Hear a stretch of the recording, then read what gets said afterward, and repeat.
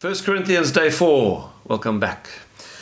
So although chapters 8 and 9 today are on two completely separate chapters, and in fact chapter 9 starts with a complete change of thought from Paul. It's almost like he's wanting to get onto the subject where they've been complaining about him, or there have been accusations against him that he's not an apostle, that he's a faker. This is what the super apostles that are trying to take over the church in Corinth are saying about Paul. They're maligning him. And Paul is wanting to get onto this and defend himself, but he's having to deal with issues that they asked about. They had sent him a letter in which they'd asked him about various things, and now one of them he turns to in chapter 8, which is food offered to idols and how to deal with it. But he's got this other thing in his mind, and as soon as he's dealt with the idols thing, it's almost like he doesn't even introduce the next subject. It's like he's got this thought in his mind, and he says, am I not an apostle? It's like, okay, food offered to idols, yes, we must love one another and act in love.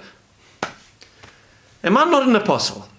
It's like anyway, so the point I want to bring out this morning is a very simple principle, which is this: do everything that you can for the good of the church. That's the principle which binds these two chapters together, and it's summarized in the final verses of chapter 9, which I'm going to read to you now. Do you not know that those who run in a race all run, but one receives the prize? Run in such a way that you may obtain it.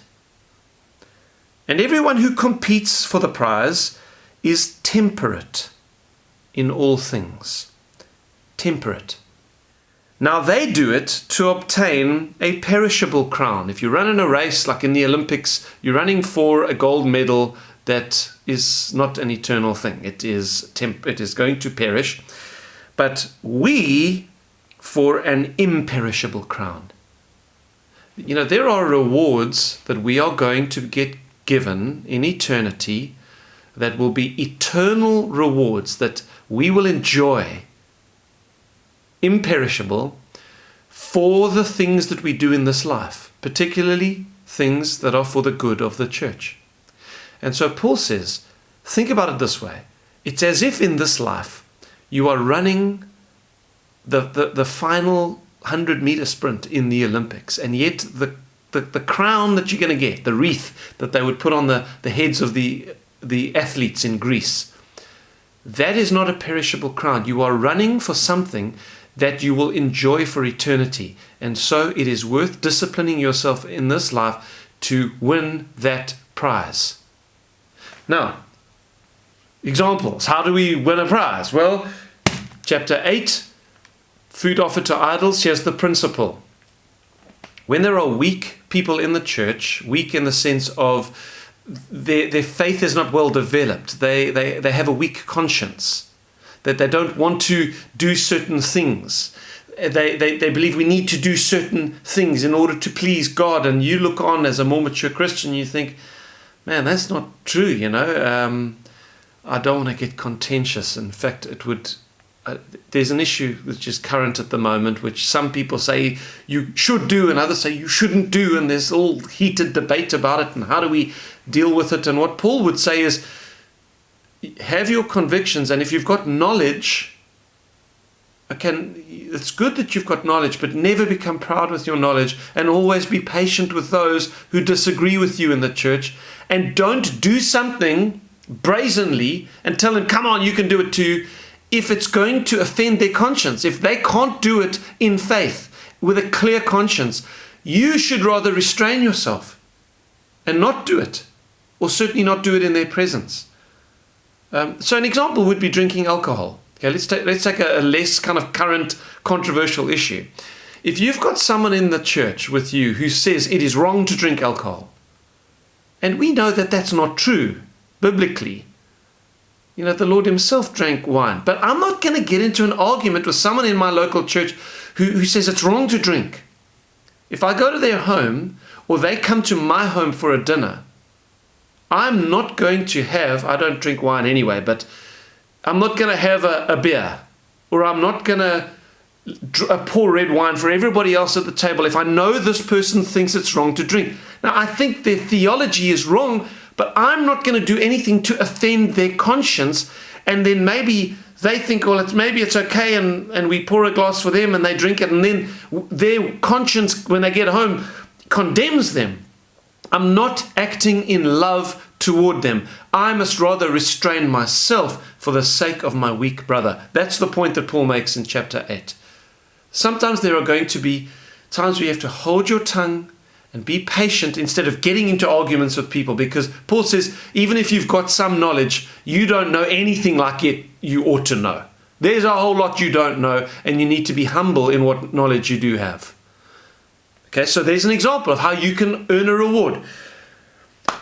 Chapter 9, he's talking about financial discipline in ministers. I mean, this could go on about this, but every pastor, preacher, evangelist, everyone in full-time ministry needs to read chapter 9 of 1 Corinthians and check their heart toward the salary that they earn, how strongly they preached on tithing. It's right that you should earn a salary when you're in a full-time ministry. It's right that you should get paid for preaching the gospel. That's what Paul says. And yet Paul says, I have not exercised that right. I planted you as a church in Corinth, says Paul, and yet I have not exercised my right to take a salary from you.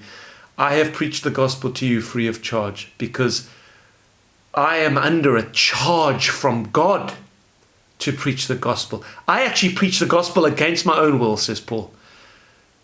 I've received a stewardship, and if I stop preaching the gospel, woe is me.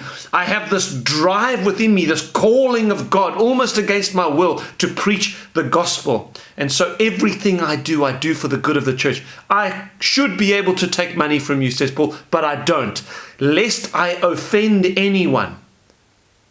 To keep my reputation clean for the sake of the gospel, I have not taken money from you.